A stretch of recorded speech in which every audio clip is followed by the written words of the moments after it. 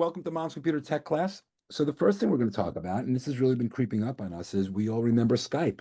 Skype was the first time you could video call from your computer. It started on a computer, not a phone. I always thought it was like when Get Smart, his shoe phone became real. Like you can actually video talk. It was like the Jetsons, but that's gone. Microsoft, who owned Skype for a long, long time, closed that down. So what's left over that can operate in that way where you can dial a number? And the answer is WhatsApp. It seems to be the most popular and the easiest one. And we'll talk a little bit about that. And maybe many of you have been using it. It's owned by Facebook. Meta. Meta is the name of the company that owns is the mother company. Facebook is a product under Meta. WhatsApp is again a product under there, but it works really well. It's free. And recently, I had an interaction with a latest retiree in New Zealand, and the way I was able to call them is we contacted each other on WhatsApp. Easy to install on your phone, easy to connect. There is a difference, however, that Skype provided, which is a little hard to replicate. With Skype, you could have purchased a phone number. You could actually have bought credits and gotten a phone number and then dialed like that.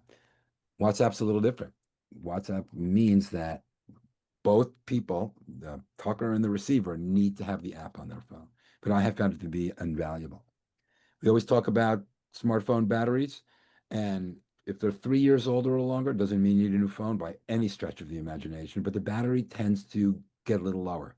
So, like a rule for quote unquote seniors, retirees, is make sure you know what your charge is before you leave the house, the same way you look at what's in the gas tank or in the charge in your car. It's good to know because when you leave the house, when you leave the Wi-Fi in the zone you're in, and you have the map, Google Maps are open, you're making a phone call, you're texting, you're doing two or three other things.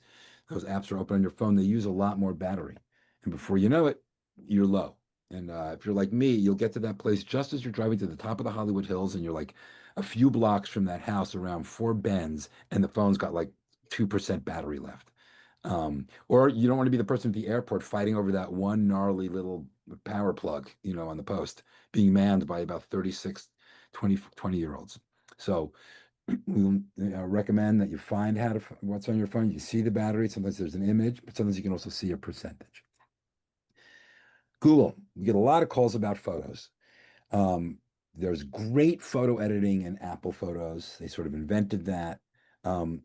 If you have a Windows 11 computer, there's a photo editor in there. But I think the best one, to me, the easiest one to use is Google. And I'll take you on to a little tour. You can become the editor that you could never have been 25 years ago. I mean, there are so many tools in there. And you remember how in the back of your old Polaroids or your pictures, you can see faint writing of somebody that wrote, Lake Tahoe, 1972, Jane, Molly, and Juan. You can put all that metadata in your pictures for time memoriam. You can even write on the picture. You could take your picture, make another copy of it so you have the original, then write a little thing, um, Elijah loves lacers, or something right on that picture, and then send it off, make a postcard. You can change the quality of it, the lighting. It's pretty fun, and I'm going to show it to you, and it's free. We'll talk about the inevitable and what that means to people for Windows 10, which is ending its service life. Many of us started on Windows 7, Windows XP, Windows 8.1. Each one of those served their purpose and moved on. Windows 10, they've given us a good long notice. Will not receive any immediate service unless you pay something extra, but for 1 year. So we'll talk about what that means to you and the millions and hundreds of millions of Windows 10 computers out there that will still be in service. I made a slide deck, pretty important, I've done for people, and it's a digital emergency preparedness for any situation. That means where's your passport? Where's your birth certificate? Where are the most important passwords? Can you get to the credit card if you don't have your wallet? How do you use this machine in front of you, the telephone or your smartphone or your computer, as a safe deposit box for wherever you go?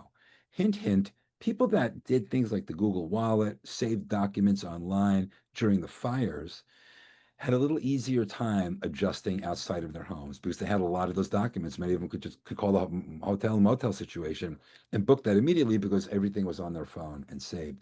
So some of that stuff is scary if you've never done that and you don't really fully trust the digital world. But we'll talk about what's out there, what I trust, and you can test these things slowly but surely. Um, Apple Tahoe, that's the new one if you're an Apple user. They have different modes. We came up with one called Sequoia. The one now is Tahoe. And what does that mean to you? And should you update to it? Another big one, there's a one button that you can push when you're watching a YouTube video. Maybe it's for you, maybe it's for somebody, that you're looking after, somebody that can't really see that well. And I get a lot of calls at the shop, just how do I put the captions on in a YouTube video? And so I'll show you how to click on that. We'll talk about some scam busters, the misdial scam, where there's you call a number you always call, or you read a number and you miss one digit. What that does that mean? As well as an email I got that I fell for.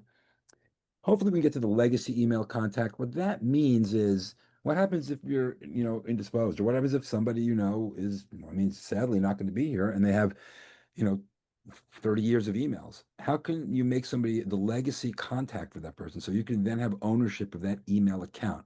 You could delete emails, you could archive them, you could print things, you could save it, so on and so forth. But as opposed to just the person never checking into their email again and it just sort of sits there in the ether. Hint, Google, after 2 years, will send an email out to say you haven't signed in 2 years. Please let us know. And they'll give you a time frame. And like after 6 months, it will be gone. So if there's somebody you're looking after, if there's something part of an estate you want to look after, I think often years of emails, Gmail, AOL, Yahoo, or even the older ones, SBC Global, Pac Bell, are maybe worthy thinking of what am I going to do with all that digital paper. Cyber Monday 2025 is Monday, December 1st. Whether you need a new charger for your phone because the one you have is grody, or you need a new case for your phone, or cables, or a printer, or printer ink, or even a new computer, good time to think about it. The trick for there is to get to shop now and see what's out there, then compare to what's on sale on December 1st. And as always, we talk about telemedicine, anybody's experiences, if anything's changed. I had a new experience with telemedicine. It wasn't a video, and it was fabulous. And we love our tech trivia for prizes in our open forum. So let's get started with WhatsApp.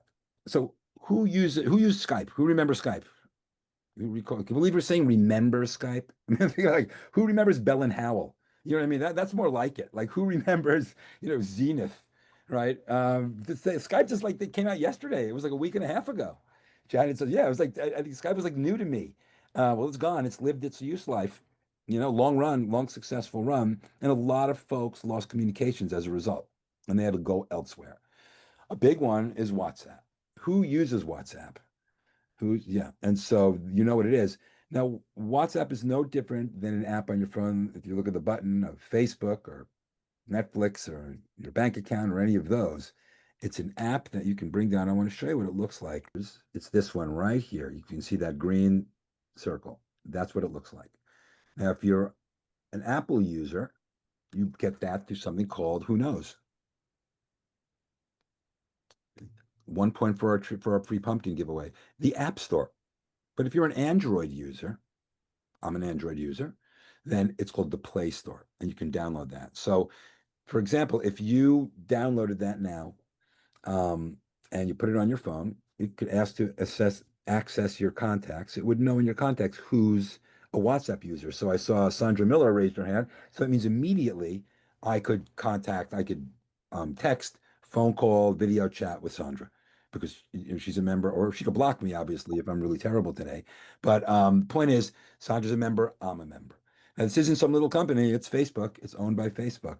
Um, it also has a way you can dial an actual number.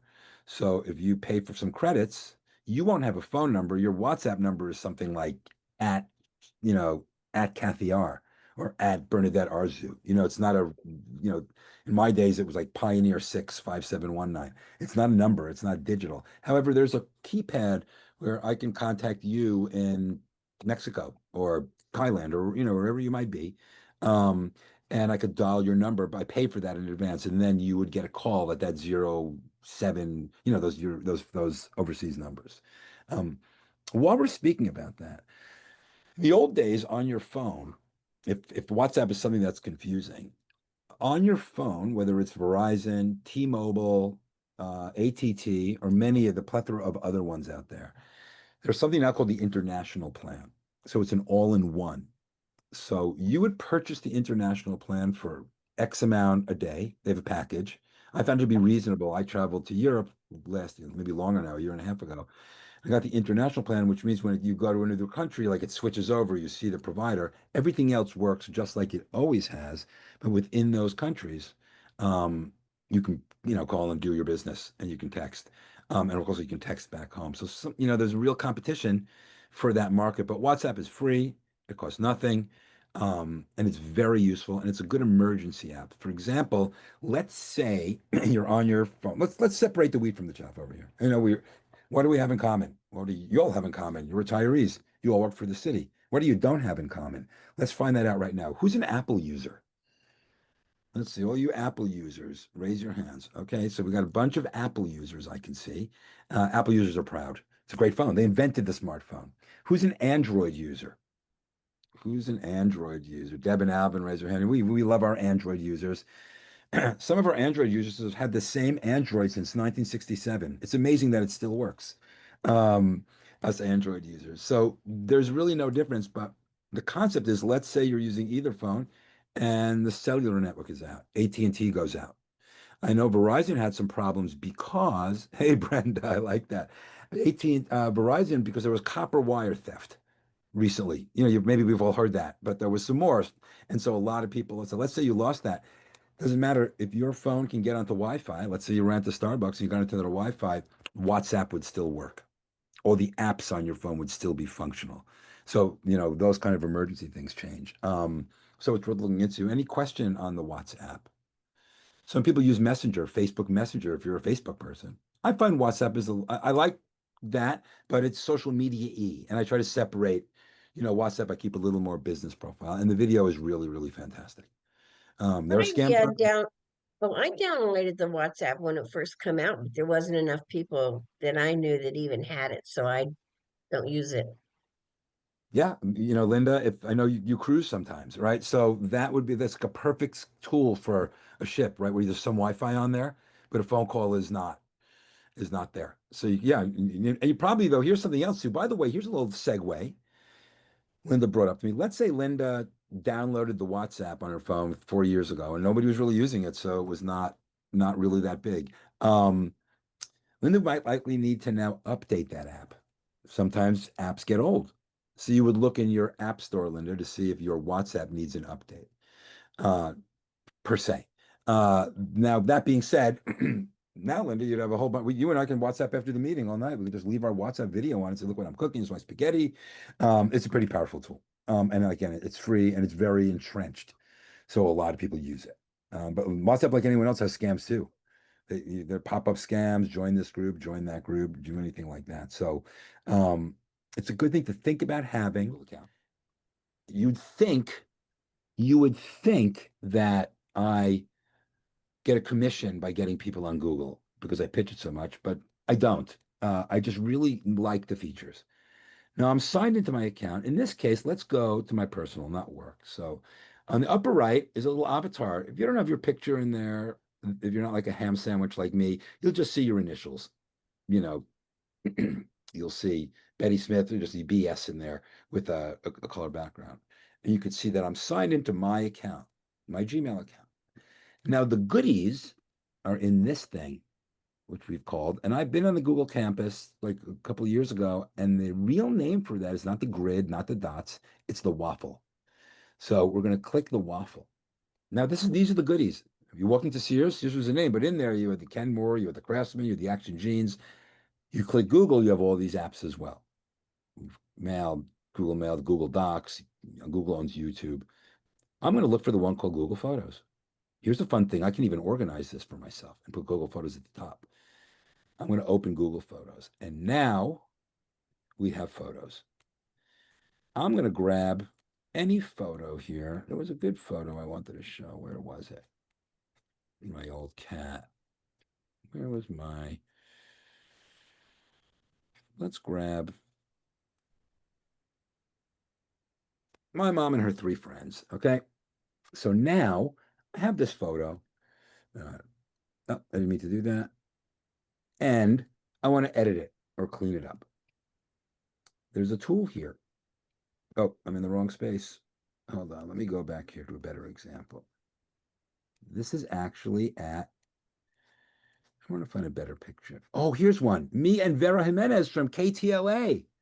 Oh, this is a famous, oh, good. It's like a celebrity shot. I just ran in there because She's my favorite newscaster in LA, and I happen to be working there fixing a computer, and there's Vera Jimenez. So I have no information on that.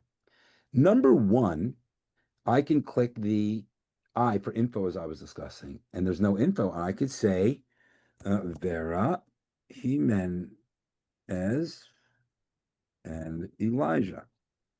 I have no recollection, but Google Smart. That was from 2018. It was taken on my LG phone at the time. I've forgotten all about that. And it's backed up. And where was it taken? As you can see, it shows a map of where it's taken, which is right by KTLA on Van Nuys by the 101. So that was in KTLA. You can amend that, obviously, if they got it wrong, and you can change the location, you could change the date, you can change anything you want, and you can, this is the stuff you write on the back. So you could add, whoever else is in there. Look, there is Vera. I could add her. So now she's in there. Now let's go to the fun part is I have this picture and I want to crop it. I want to clean it up. So number one, I'm going to go and I'm going to click this little symbol. Now, if I put my cursor over it, it'll show me the name. It's an editor. It's a photo editor. No different than you sitting with some scissors trying to crop out a photo. I'm going to click edit. Now let's take a walk walk through some of these features. They're pretty cool. Of course, you get the picture in wrong because you took a picture of it with your phone and it came out misshaped. You can reshape any of these to make them a little better. They give you auto sizes. Maybe sometimes some of you have gone in to upload a picture and it says too big. The size is not right. Too big to use as your picture on that website, on that group website. There'll be a little note in there that says your picture needs to be 16 by 9 or 4 by 5.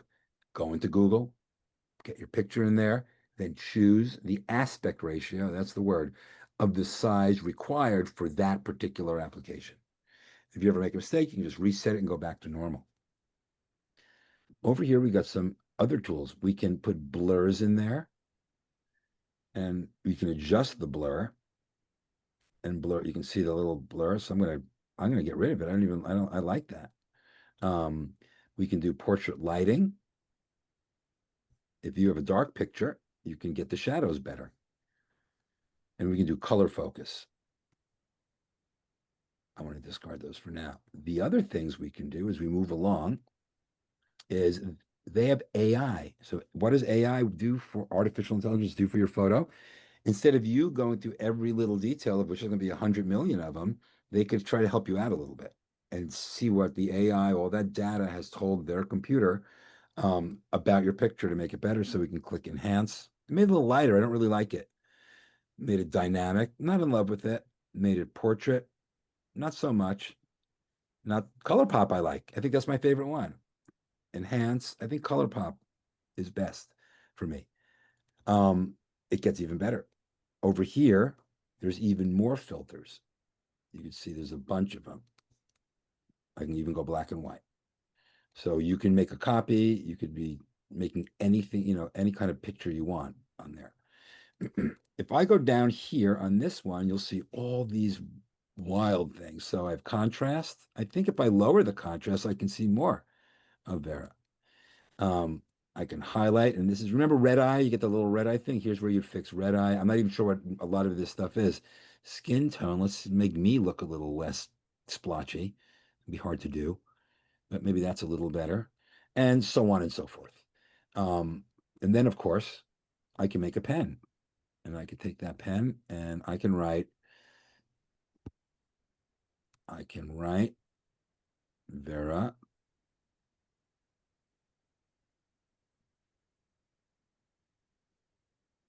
rules.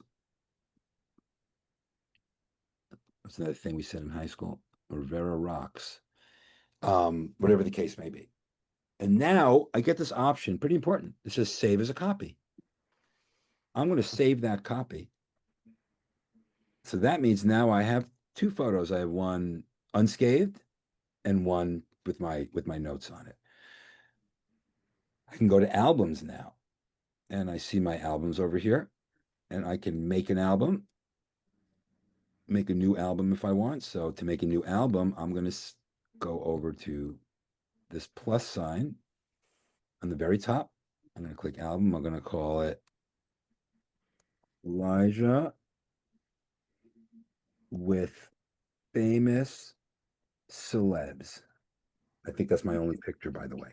Um, so then I can go and look through my photos and I could try to find where I could put both of these in that one. Who else is a famous celebrity? Me surfing. Um, I could go and make my cat a famous celebrity. Click done. And now I have this. Now this is where the good part comes in. Now I want to, these pictures have a big group in them. And I know Bernadette was close friends and came over all the time. So I want to share this album with Bernadette, see if she knows the names of that cat. Do you remember what that cat's name is, Bernadette? So I'm going to go to share here. Pardon me.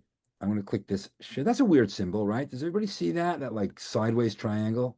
I don't know why that would be share, but to a whole generation, that means share. And by the way, to me, growing up, share meant you lost something, but you did it out of the goodness of your heart because I had a candy bar and I'm going to share it with you. Miss Moore, here I have my Snickers bar, and I'm going to share with you, which means I only have half now. I could have had the whole thing if I was greedy and didn't want to share it with you. And what did I get for that? The good deed of sharing a Snickers bar with Miss Moore. Now, when I share something, I keep the whole darn thing anyway.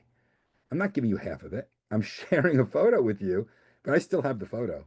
I don't know. Weird Elijah thought about that. But if I go to share, I click the share button. I have several options here. I can go and I could type in um, a name of anybody. So I'm going to type in, let me type in, I'm in a different, so I'm going to look at, I'm going to go through my addresses and I'm going to type in Pete or Crystal at AOL.com. And so I could do those. Now, there's another way I can do this, which I really like. I can go to share and I can create a link. Because what is this? This is essentially a website in the sky under your Gmail account, your Gmail account, debinalvin at gmail.com. So you can go and create this link and you're going to create a link. And that means that's a basic link. And then I have that copied. Now, the fun part is I go to make an email and I'm making my new email and I'm going to send this one to Crystal. And in the body, I'm going to paste that link. So then now Crystal would click on this and get that entire project. So I had a link that I could put within an email. So if you had a photo album that was, I'll stop sharing. If you, let's say you made a photo album of something important, and you just want to go share it to Google, you could have a link and send it to the group you're involved with. You could say, for example, in my building had a leaky roof. So I did a photo essay of the before and the after rain with some engineering reports. Within the email, I was able to take the album and say, hey, everybody, I put all my thoughts inside of this link instead of writing a 3-page email, which is classic for 61-year-old Elijah to do with a bunch of 31-year-old fellow owners, right? I'm sitting here talking about things that happen, but instead I made a little link and you can click that link and you can get the photos, you can get the written text, a video, whatever you might be, whatever you might want. So the power of Google is not only the editing of it and the saving of it, but it's the disseminating of that information. I will show you, though, for you Apple users, out of respect to Bernadette, this is Apple's photo app. So there's my library, and I could do the same things. I have albums here. It works very similarly. So I could go and look for, let me find a photo. Oh, yeah, look at that. San Fernando Valley, 1976. Geek, geek, geek. Look at that guy. Look at that guy. But there was another one I wanted to, I was practicing with the other night. So there's the year old dad, but there's me with my nephew when he was a little kid. He's 20 now. But in here, I could do the same thing. I could go to info. I haven't done anything. I should write Kyle and Uncle Elijah. And I could put this one is from 2014. It knew the very much like that. It was taken on an iPhone. I could put a caption in there. I could put a keyword. I could add other people. I could assign a location to that photo and spell his name wrong. So it works very much the same. And now that data, by the way, is in there forever. Now, getting back to Google, it's the same concept. Here's the thing about Google, Miss Moore. There's no saving. If I take a photo, any photo, Google is so very, very aggressive that whatever you give it, it will soak your information up like a sponge. Because its job, like WhatsApp, is to fill storage. That's how they make their money. They give you these wonderful tools to create albums, to lighten photos, get better contrast so you can actually see, you know, grandma's features and the color of her eyes. Like you can really dig in on those edits and bring them to life. Um, but they're going to charge you to store that in due course. Everybody, let's go. We'll do the theme music for our Czech trivia show. Now, if you know that, that's actually an extra point. Here we go, everybody. Thinking caps on. The floppy disk. We all used them. You used them and I used them. We are part of that world. But it's one day Sony stopped making them. When Sony stopped making them, everybody stopped making them. They stopped making them because they made computers with internal drives now and with those thumb drives, Jeanette, we were talking about. So I want you to dig deep into your mind and try to go back to the last time you bought a floppy disk at Fry's in Burbank under the spaceship, or you were at a Circuit City in Altadena, or a Best Buy, or even a Radio Shack. Because you were buying the stuff pre-Amazon. So, all right, take a few moments and get your answers in the chat. And here we go. And bidding has stopped. Dusty, has bidding stopped? Do you see our answers? Are you ready, everybody? The last time you could go and get a floppy disk made by Sony was 2010. Let's see what we got there in the chat. Oh my God, I think I've got him on that. Linda's the closest. So Linda is the winner. By the way, Linda's using a floppy disk to get on Zoom right now. Little did you know, she still has her Atari. Linda, mark that down. Linda has come the closest. Yeah, I Uh, got too many of those that I can't read anymore. so, by the way, you can go to Amazon. You could buy a USB floppy disk reader. It's like a little device. On the end, there's a USB cord. You plug that USB cord into your computer, and your computer will be able to read those. So yeah, the $20, 19. Same thing with the CD. We obviously don't put CDs and DVDs in computers anymore. So you can buy a CD player, has a little cord in the end with a USB port or I USB-C. bought one of those. Yeah, so you can do the same thing for the floppy drives. Yeah. Okay. Yeah. So if there's any memories, and those don't last forever, there's a piece of plastic in there, with the data. All right, there we go. We got some more questions. Hold on. We are not even close to being done. Done, done. All right, here we go. The force, do you remember the payphone? Who remembers the phone booth? Who remembers going into the phone booth and it smelled like Aqua Velva and cigarettes, but you didn't care. You just used it. Question is, when did AT&T remove its last public payphone? That's AT&T. You see them around now, but they're companies. They're, not American companies. They're a very small market. AT&T was brother, can you drop a dime in the phone and can I borrow a dime for a phone call? So what year did the majors remove their last public? You don't see many of these around any longer. Are we ready? And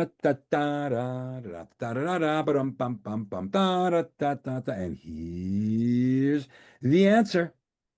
Bidding is stopped. Get your last answers in. We need a year. What year? And the answer is late 2022. Very late in the game. There's a lot of rural. So who's closest? PEI 83. You're pretty far off. Oh, we got a 2016. Kathy R. We got Deb and Kathy R. All right, I had Dust. 2017. Oh, you're closer. You're closer. Linda, you're a double winner. Wow, that's unusual. That is, and you're in Las Vegas, so you're gonna triple the winners you get from us. All right. Well, Linda's the big winner today, which I'm happy about. Linda is a Woo! long time class attendee. I hope we do this for the rest of our lives in some form or another. We get to see each other once a month and check in. Um, God willing. Let's do the last one. Here we go. Time for redemption, folks. Here we go. All right. Who remembers their Blockbuster? Who remembers going to Blockbuster? Who still has late fees on their VHS? Well, before streaming, before we were watching scrolling through TikTok and Facebook videos, we went to Blockbuster. What year was Blockbuster's peak with 9,000 stores worldwide? That's a lot of stores. What year was Blockbuster at the top of the Venn diagram? All right, here we go. Let's do a Blockbuster theme. Let's think of a block. What would be a Blockbuster theme? I don't think I could do Star Wars, nothing but Star Wars. Da, na, na, na, na, na, na, na, na. Or we could do Rocky. Da, da, da, da, da, da, da, da, da, da, da, da, da, da, da, da. Bidding is closed. Finish your choices of when that Blockbuster store left your neighborhood. I know you knew it. I know you could drop it in there. And if you didn't have time to go to the market, you would buy some of that really bad Blockbuster popcorn. And the answer is 2004. It's been 21, soon to be 22 years since Two. the video store left our visual horizon.